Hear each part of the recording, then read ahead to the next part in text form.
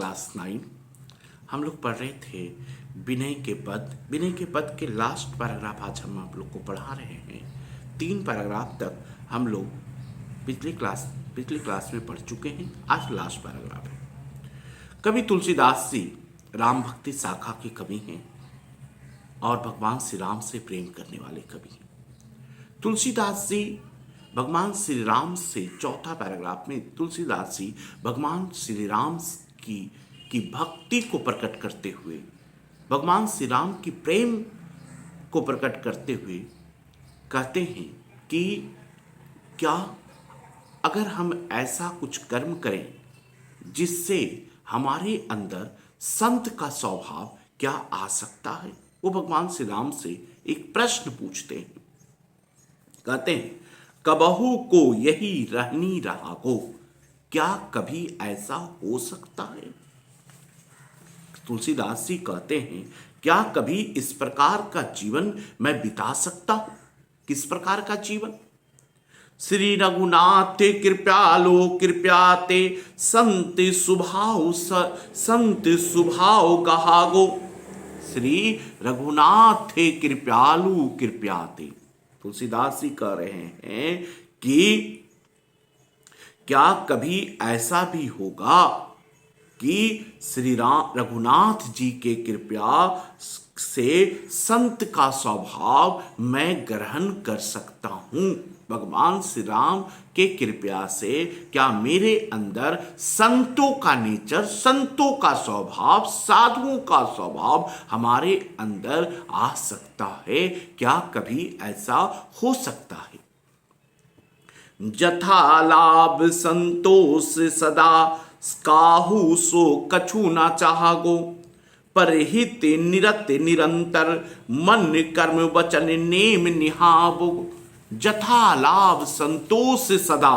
तुलसीदास जी क्या कह रहे हैं, क्या कभी ऐसा हो सकता है कि मुझे जितना भी लाभ मिले, मुझे जितना भी मिले मैं उसी में संतुष्ट रहूंगा और किसी से कुछ ना चाहूंगा और संतुष्ट रहूंगा।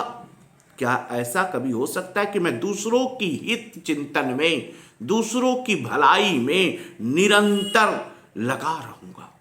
क्या मेरे अंदर ये भावना आ सकता है।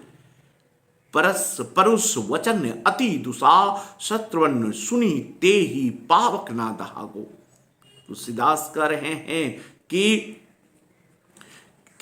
मैं कानों में अतिशय कठोर और दुसाह कटु वचनों को सुनकर भी, मैं कानों से कठोर वचन और ना सहने योग वचन सुनकर भी क्या मेरे मन में क्रोध जो है उत्पन्न ना हो। ऐसा कभी मैं बन सकता हूं कि मैं कटु वचन सुनकर भी मेरे अंदर कोई गुस्सा ना आए।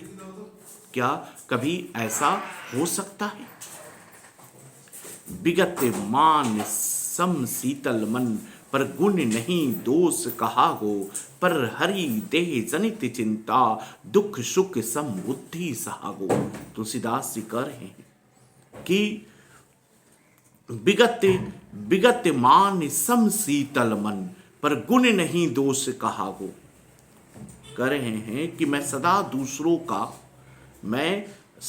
दूसरों का गुणवाद करता रहूं। क्या कभी ऐसा हो सकता है कि मैं अभिमान को छोड़कर, मैं घमंड को छोड़कर, अभिमान से रहित होकर मैं समबुद्धि बनूंगा और मन में अभिमान से रहित होकर मैं समबुद्धि बनूंगा और मन में शांत रहूंगा। मैं सदा दूसरों की गुणवान ही करूंगा, कभी भी दोष कथन ना कहूंगा, किसी की बुराई ना कहूंगा। मैं हमेशा दूसरों का गुणवान करता रहूंगा। पर हरि देह जनित चिंता, दुख सुख समबुद्धि सहागो। तुलसीदास प्रभु यही पथ रही, आ विचल हरि भक्ति लहागो। तुलसीदास जी कह रहे हैं अंतिम पद में, तुलसीदास कह रहे हैं कि हे प्रभु, हे तुलसीदास कह रहे हैं कि इस शरीर जन समस्त चिंताएं त्याग कर मैं सुख दुख का समभाव से सहता रहूंगा। हे तुलसी के प्रभु, क्या ऐसे मार्ग पर दृढ़ भाव से चलते हुए, ऐसे मार्ग पर, ऐसे रास्ते पर दृढ़ भाव से चलते हुए क्या मैं कभी अविचल हरि भक्ति प्राप्त कर सकूंगा? अविचल हरि भक्ति को क्या मैं प्राप्त कर सकूंगा? यानी प्रस्तुत पद में गोस्वामी तुलसीदास जी अपने जीवन चक्र संतों के समान बनाने की कामना करते हुए भगवान राम से प्रार्थना करते हैं कि कृपया करके उनका जीवन कर्म संतों के जैसे बना दे। उनका जीवन कर्म जो है किसकी तरह बन जाए? संतों की तरह बन जाए। उनके अंदर जो स्वभाव है वो संतों का स्वभाव आ जाए, साधुओं का स्वभाव आ जाए, एक सच्चे भक्त का स्वभाव आ जाए तो उनके अंदर।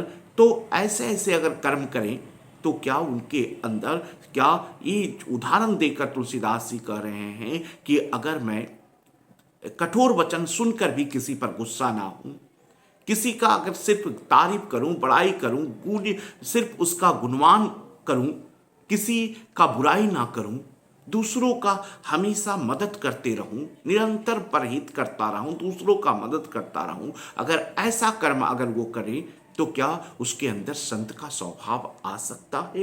वो भगवान श्री राम से यही प्रार्थना करते हैं। पूरा पद हमने तो विनय के पद पूरा पढ़ लिए हैं।